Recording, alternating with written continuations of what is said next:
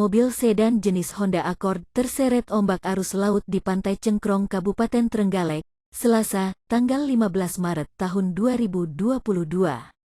Mobil sedan keluaran tahun 1980-an yang dikemudikan Prambudi Widodo, warga desa Kecamatan Pule, Kabupaten Trenggalek itu sempat terseret arus hingga terbawa ke laut sejauh belasan meter dari batas bibir pantai.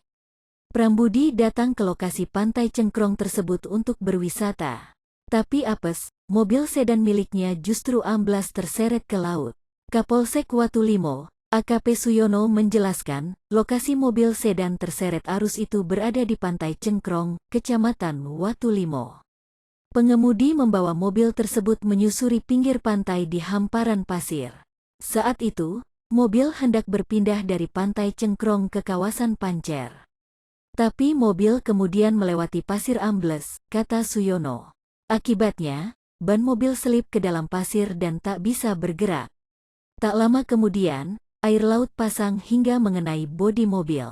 Mesin kendaraan pun akhirnya mati, mobil terseret dan air laut yang menggenangi kendaraan tersebut semakin tinggi. Petugas kepolisian membantu proses evakuasi mobil tersebut.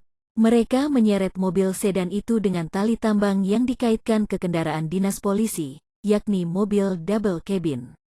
Suyono mengatakan, sedan itu akhirnya berhasil dievakuasi ke daratan.